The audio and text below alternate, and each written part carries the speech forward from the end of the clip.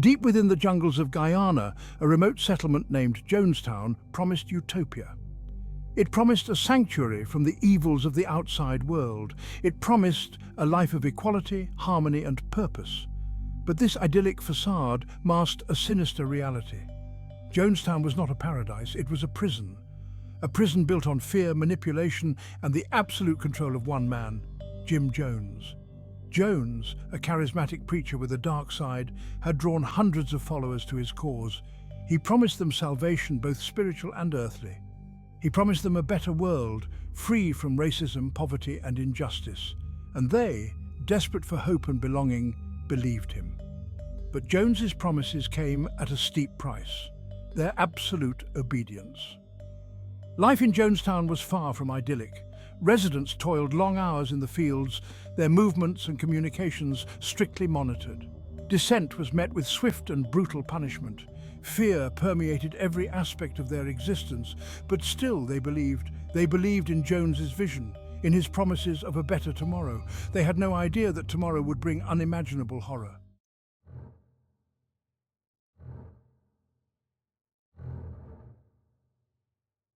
November 18th, 1978. The air in Jonestown was thick with tension. Congressman Leo Ryan, alerted to allegations of abuse and human rights violations within the settlement, had arrived to investigate. His presence, a beacon of hope for some, ignited a firestorm in Jones's paranoid mind. The facade of paradise was crumbling, and he knew it. As Ryan toured the compound, Jones put on a show, a carefully orchestrated display of normalcy. But the fear in his followers' eyes told a different story. Some, sensing an opportunity for escape, slipped notes to Ryan's team, pleading for help. The fragile peace was about to shatter. The following day, as Ryan and his entourage prepared to depart, a group of Jonestown residents attempted to leave with them. Gunfire erupted. Chaos reigned. Ryan and several others lay dead on the airstrip, their bodies riddled with bullets. The nightmare had begun.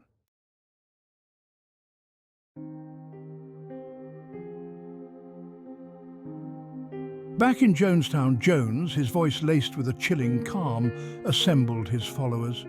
He told them that the outside world was evil, that they were under attack, that there was only one way out. He called it revolutionary suicide. He offered them a way to escape the perceived threat, to preserve their utopia, to achieve a higher purpose. It was a lie, a monstrous deception that would lead to unimaginable tragedy. Cyanide-laced flavor aid, a potent cocktail of poison, was mixed in large vats. Parents were instructed to administer the deadly concoction to their children, a grotesque act of love twisted by fear and indoctrination. The air filled with the cries of the innocent, a heart-wrenching symphony of despair. One by one, they succumbed to the poison, their bodies collapsing upon each other in a macabre embrace. Over 900 souls, including over 300 children, perished that day. The utopia they sought, the paradise they believed in, became their graveyard. The legacy of Jonestown stands as a chilling reminder of the dangers of unchecked power, blind faith, and the fragility of the human spirit. Before Jonestown, there was James Warren Jones. Born in rural Indiana in 1931, Jones's early life was marked by loneliness. He was drawn to religion, fascinated by its power, but within him, a darkness festered. Jones's charisma was undeniable. He preached equality and racial harmony. He attracted followers from all walks of life. But beneath the surface lurked a dangerous narcissism. As his following grew, so did his grip on their lives. He demanded absolute loyalty. He isolated his followers from their families. He painted himself as their savior. They surrendered to his control.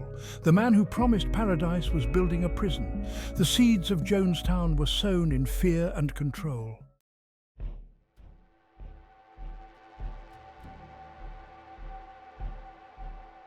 Section 2. Seeds of a Twisted Gospel. Jones honed his manipulative tactics in the Pentecostal churches of Indianapolis. He cultivated an image of himself as a miracle worker capable of curing the sick. But these displays were elaborate illusions designed to inspire awe and dependence. As his following grew, so did Jones' ambition. He established the People's Temple, promising a haven from racism and inequality. This message attracted a diverse group of followers seeking a better world. However, Jones' need for control intensified, his teachings becoming cult-like.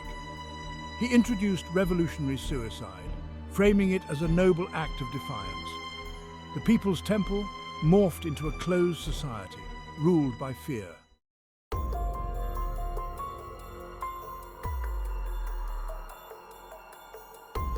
Section 3. Building the Walls of Paradise. In the early 1970s, Jones spoke of a promised land, a remote sanctuary free from corruption. He found this sanctuary in the jungles of Guyana, establishing Jonestown. Hundreds followed him, lured by the promise of a utopian existence. They toiled tirelessly, believing they were building paradise. They were, in reality, building their own prison. Jonestown became the ultimate manifestation of Jones's desire for control. He controlled every aspect of their lives. The utopia was a sham, masking his tyrannical rule.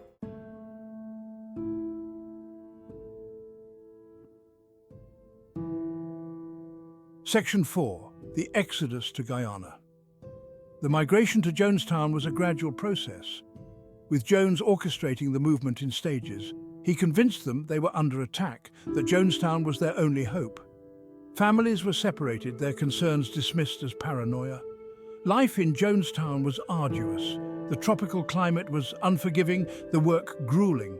Residents worked long hours, their movements restricted. Yet they endured, their faith in Jones unwavering. Jones's control intensified in the isolation of the jungle.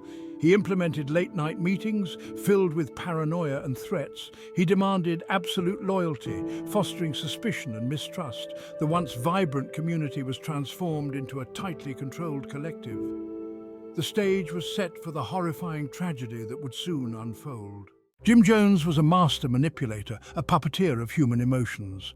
He identified and exploited vulnerabilities, weaving hope and fear. His words, delivered with fiery conviction, held a hypnotic sway. Jones' message resonated with the marginalized, offering belonging. He spoke against racism, sexism, and poverty, promising salvation. He painted a utopian future, amplifying fears of societal collapse. Jones transformed into a messianic figure, a godlike entity.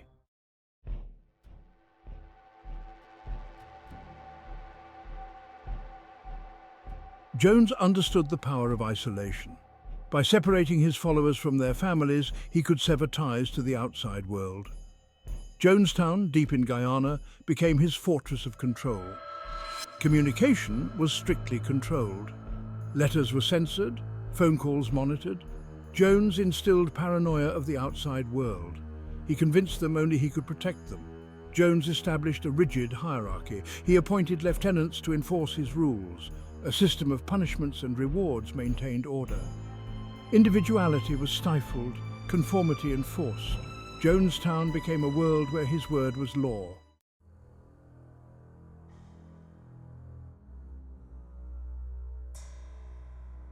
Fear was the cornerstone of Jones' reign of terror. He cultivated an atmosphere of constant dread, preying on his followers' insecurities and anxieties to maintain his grip on their lives. He bombarded them with tales of external threats, of government conspiracies, of impending societal collapse, fueling their paranoia and deepening their dependence on him for protection and guidance. He created an elaborate system of surveillance, with informants planted throughout Jonestown to report any sign of dissent or disloyalty. Public beatings, imprisonment in a cramped, unlit confinement box, and forced ingestion of tranquilizers were just some of the punishments meted out to those who dared to question his authority or express doubts about his teachings. Jones introduced the concept of suicide drills, macabre rehearsals for mass suicide, where followers, including children, were forced to line up and drink what they believed to be poisoned flavor aid. These drills served a dual purpose: to desensitize his followers to the idea of death and to instill in them a chilling sense of helplessness, a belief that there was no escape from his control, not even in death. Through a relentless campaign of fear and intimidation, Jones effectively crushed any flicker of resistance within Jonestown, transforming his followers from free-thinking individuals into a terrified, obedient mass utterly subservient to his will. to.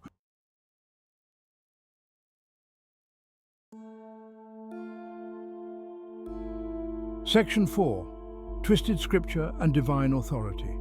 Jim Jones cloaked his thirst for power in religious authority. He twisted biblical verses to fit his narrative and solidify his grip on followers. He presented himself as a prophet, a direct conduit to the divine. He claimed supernatural powers, performing staged miracles to awe his followers. He exploited their faith to elevate himself to a godlike status. He preached fear and paranoia, warning of an apocalyptic reckoning. Jonestown was offered as a sanctuary to escape destruction. This rhetoric instilled urgency and blind faith, paving the way for tragedy.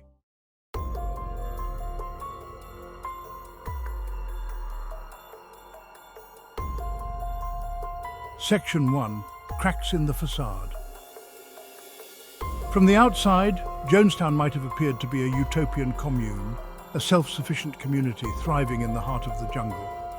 But beneath the surface, cracks were beginning to appear, revealing the rotten decay at the heart of Jones's twisted paradise. Whispers of dissent began to circulate, hushed conversations in the dead of night, furtive glances exchanged during communal meals. The once unquestioning obedience was giving way to doubt, fear, and a growing sense of unease.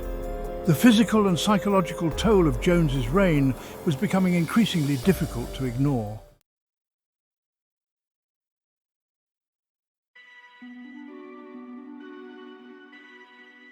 Section 2. Whispers of Dissent. Among Jones's followers were those who had begun to see through the charade, recognizing the manipulation and abuse. Secret meetings were held in the dead of night, whispers of escape plans exchanged under the cover of darkness. Despite the risks, those who dared to dream of freedom sought ways to contact the outside world. They wrote letters to family members, detailing the abuses they witnessed and pleading for help. Their courage and refusal to be silenced would prove to be the first cracks in Jones's iron grip.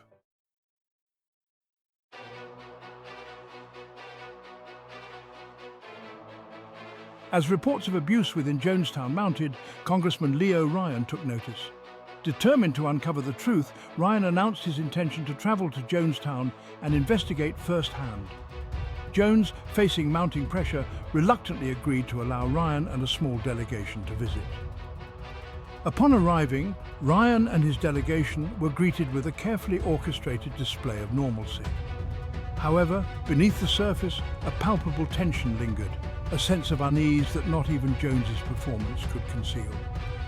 Ryan received numerous handwritten notes, slipped to him discreetly by residents desperate to escape, painting a chilling picture of life inside Jonestown.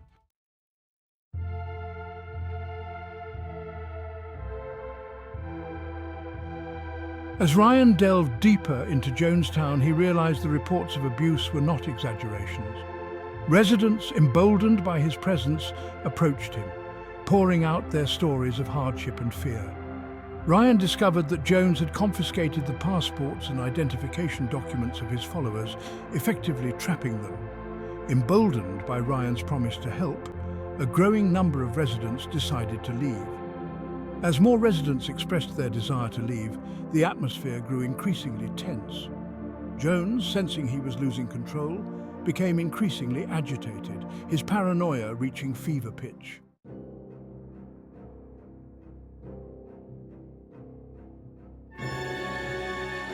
As Ryan and his delegation, accompanied by defecting residents, prepared to board their planes, tragedy struck.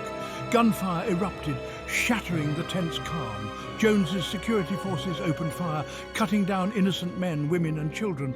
Ryan was shot and killed, along with several journalists and defecting residents.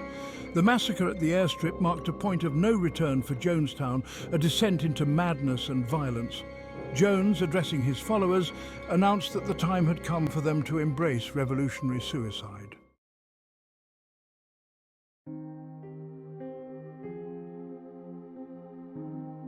As the sun began its final descent, a hush fell over the assembled crowd. Jones, his voice amplified, painted a bleak picture of the outside world closing in. He offered them a way out revolutionary suicide, Large metal vats filled with a purplish liquid stood ominously in the center of the pavilion. Mothers, their faces etched with fear and resignation, held their children close, preparing to administer the deadly concoction. One by one, they drank the poison, their lives extinguished in a horrific parody of a Holy Communion.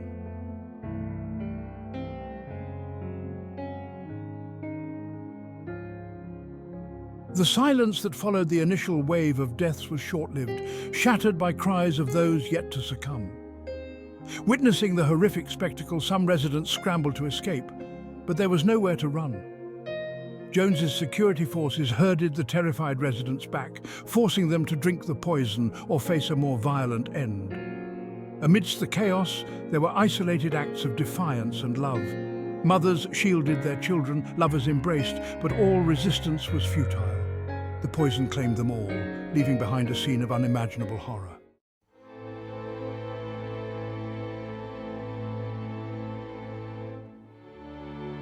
The news of the massacre at Jonestown sent shockwaves across the globe. Guyanese soldiers, tasked with securing the area, were the first outsiders to set foot in Jonestown after the tragedy. They encountered a scene of unimaginable carnage, a vision of hell on earth. Hundreds of bodies lay sprawled across the ground, their faces frozen in expressions of agony and fear. The air was thick with the stench of death, a suffocating miasma that hung heavy over the settlement. The soldiers, hardened by years of service, were visibly shaken by the sight that greeted them.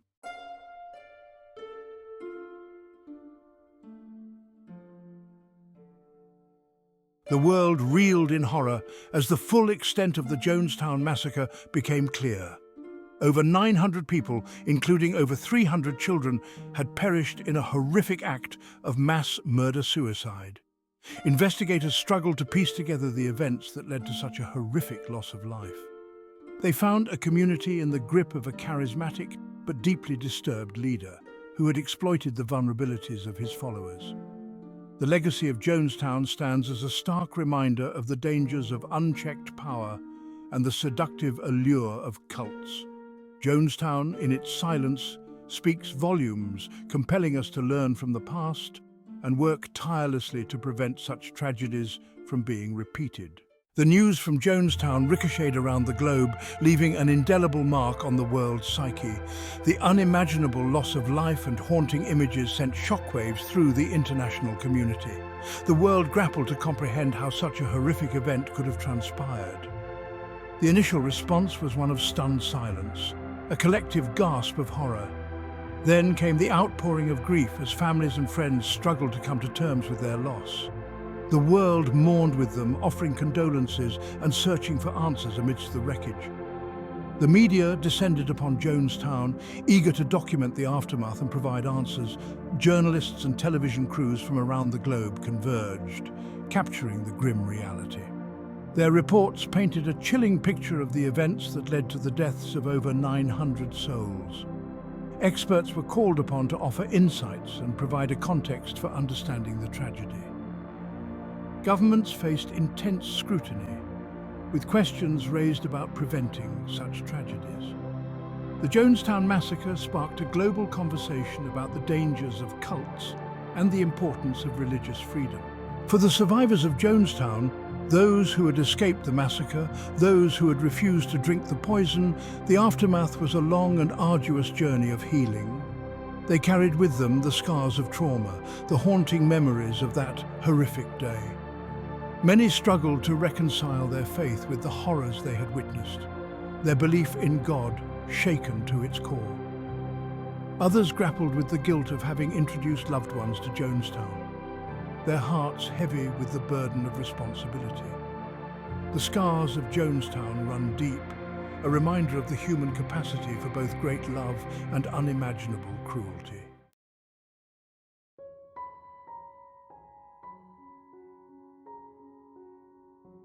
Section 3. Lessons from the Jungle. The Jonestown Massacre stands as a stark reminder of the dangers of unchecked charisma and manipulation. It forced the world to confront uncomfortable truths about human nature and the need for vigilance. Law enforcement and educational institutions developed strategies to combat cults, experts sought to understand cult behavior and warning signs. Educational programs raised awareness, empowering individuals to resist cults. The tragedy prompted a reassessment of the government's role in monitoring cults. The legacy of Jonestown is a complex tapestry of tragedy and resilience. It reminds us of the importance of critical thinking and compassion. Lessons from the jungle guide us towards a future where such horrors are never repeated.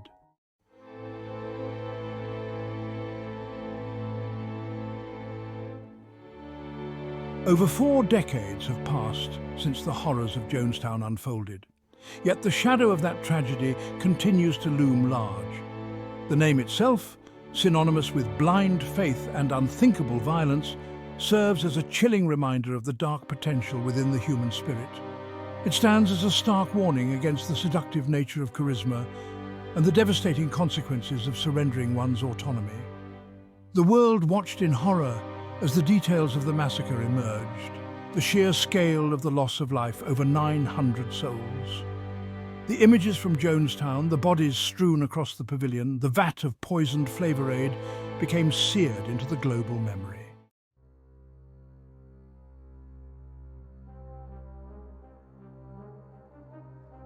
The Jonestown Massacre forced the world to confront the uncomfortable reality of fanaticism. It made us ask, what drives individuals to surrender their autonomy and embrace extreme ideologies?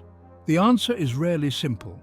Jonestown taught us that cults can ensnare anyone, regardless of background.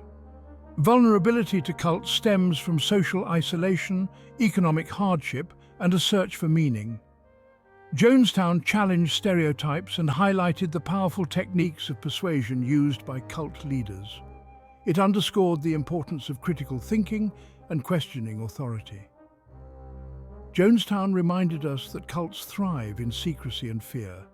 It highlighted the need for open dialogue and support networks to combat cult influence. The legacy of Jonestown extends beyond the tragedy itself, serving as a catalyst for greater awareness of cults. The massacre spurred the creation of cult awareness organizations and support groups for former cult members. In an age of information overload, the lessons of Jonestown are more relevant than ever. Techniques of persuasion used by Jim Jones are now employed by extremist groups to spread ideologies. Combating this requires fostering media literacy and critical thinking. Promoting open dialogue within families, schools and communities is essential. Creating a just society that provides opportunities for all is key to combating extremism.